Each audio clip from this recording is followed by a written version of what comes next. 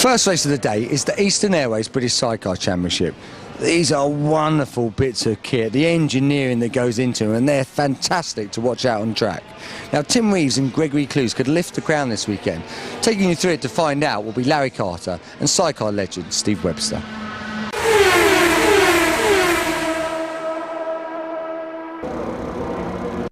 So after 16 of the 19 races for the Eastern Airways British Sidecar Championship sees Tim Reeves and Greg Clues crowned as British champions, just ahead of Scott Lorry and James Neave. The Birchall boys, they're back in third in 191 points. Lovelock and Lawrence, Andy Peach, and then we've got Phil Bell, Bygrave Holland, James, who is out of action this weekend after an accident in yesterday's race, and Clive rounds out the top 10.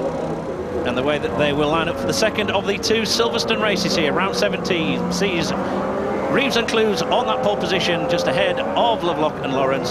Holland and Watson, those three were on the podium in 1, 2, 3 yesterday, and then we've got Ben Bygrave and Callum Lawson rounding out the second row. Clark and Graham, Kershaw and Wilson is row 5, just ahead of Bell and Hyde and Parkinson and Tritton.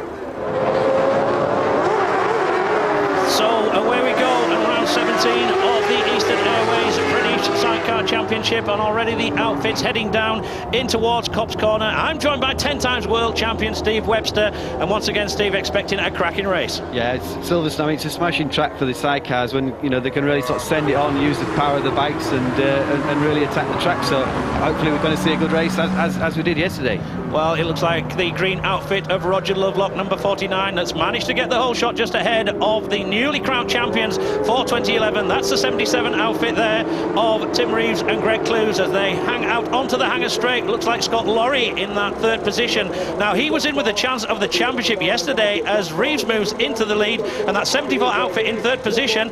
He didn't see the checkered flag, Steve. Do you know what happened?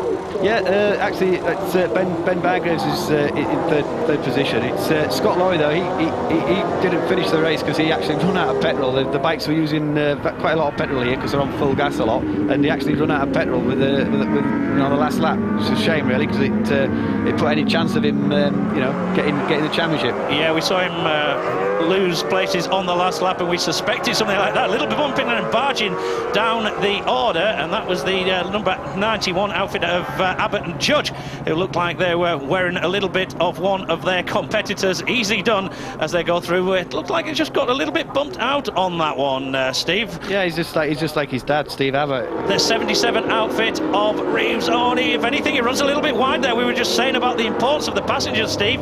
Yeah, it looked as though Clues got it a little bit wrong there. You could see there, once the chair wheel lifts a little bit and you've got a few inches off the floor, obviously you're going to lose a bit of traction, and then Roger could just slide underneath him quite easily there. Yeah, there's quite a few of the passengers because it's the first time they've been here to this new circuit, so they had to learn it quite quick. And a few of the passengers were saying, from a physical point of view, it's really hard. A lot of them were suffering with their arms pumping up, and oh, there you go. Well, exactly. It was an action replay of what happened in the earlier lap when Greg Clues and Tim Reeves just left the door open there, and this time it was Roger Lovelock and Rick Lawrence who did exactly the same. Now, Lovelock, he's not going to get the benefit of a slipstream down there, down the Wellington Straight, before they then head through the left-hander, which takes it back into the complex. Here we go. Just left the door open, Steve. Yeah, he just left it a little bit late turning in, and once there's a gap like that, Tim, once he sees a little gap, he's in there. He's in there straight away. Of course, we've got the Birchall boys who are on World Championship duty this weekend. They're not with us here at Silverstone. Yeah, they're away in France. We haven't got a problem here. It looks as though we're talking a problem, and it's Reeves and Clues who've slowed down. They're trying to gesticulate what the problem is there. Greg Clues trying to communicate to Tim Reeves what it might be, Steve. Yeah, I think I saw them just before they went out, and the engine cradle had actually broken yesterday when they were doing it, so they had it welded up again, and it may be something like that's happened, because it looks like obviously the bike's still going, but there's obviously a technical problem there at the back, and it just seems maybe something like the engine cradle might have broken again. Well, two of them are looking to each other, looking for answers, and it's not going to be win number 12 for Tim Reeves. And what this does, it then opens the door, because Roger Lovelock on that number 49 outfit is going searching for that first victory. He's had 4 runner-up placings already this season, Stephen. He's not going to have a better chance now, because he's got 3.8 seconds over Ben Bygraves and yesterday's podium finisher Ben Holland in that third position. So Roger Lovelock, he thinks all his Christmases have come at once. Yeah, you can see it looks more like a back tyre on Ben Bygraves' bike. The passenger's having to really get over the back there to keep the grip down. So it'd only be a matter of a couple of laps, I would imagine, before John Clark and Stuart Graham get through. Well, he's had a look on the inside, in towards the village sector, and it looks as though he's got it, and now he's just got to keep it nice and tidy as Stuart Graham just tries to keep that third wheel down.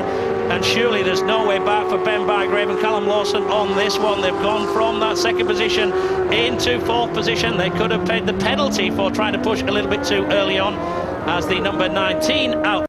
Ian Guy and Carol McBride have had to park it up as well, so they've parked it up as well.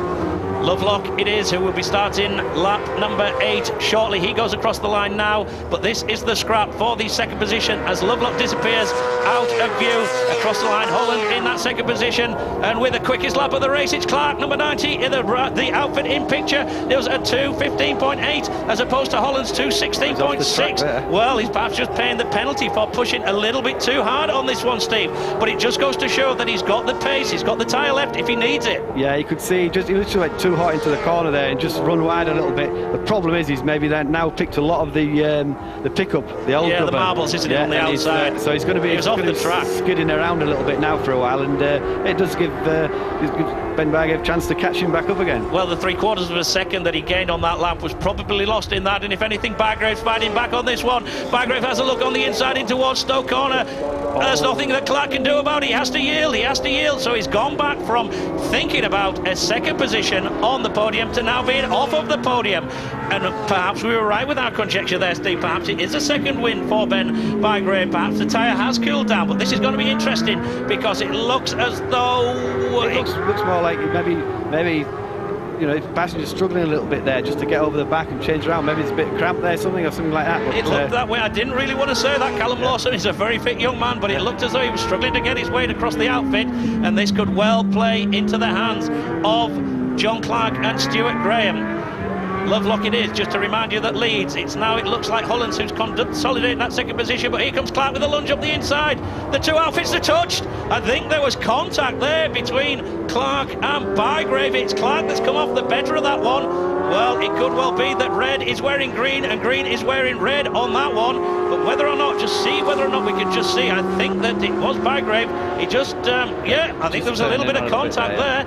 It's number 60, Ben Holland, in that second position, we remind you. John Clark in third, and it looks like Bygrave spun, and he's tipped it over. As he's tipped it over there, Ben Bygrave. Number 60, it is Ben Holland who's going to claim that second position.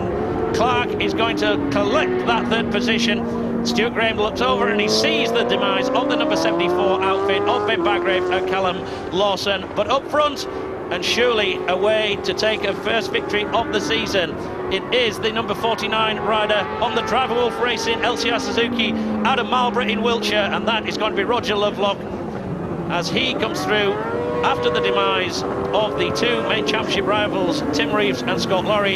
It looks like it's going to be V for victory here at Silverstone for number 49, Roger Lovelock and Rick Lawrence. They come across to take the checkered flag, and it's victory number 1 of the season in round 17. They have been up with that one. That's smashing to see that. Yeah, absolutely great. They're delighted with that one. At the second position then went the way of Ben Holland and Lee Watson by 0.9 of a second over the number 90 outfit of John Clark and Stu Graham. They're delighted with that one as well, Steve. Well, it looks like he's doing a handstand there. Rick Lawrence doing a handstand. It'll be good if he can get a round 1 complete lap. I think he'll have a bit of a headache if he tries to do it. Well, Steve, in all the years I've seen sidecar racing, I've never ever seen a celebration like that before. Usually he sometimes does a lap, but I think he's going to, like I say, he's going to struggle on this long lap. Well, Rick Lawrence there. Yeah, well done, Rick. Congratulations. Baggy leathers or no, you're happy enough with that one.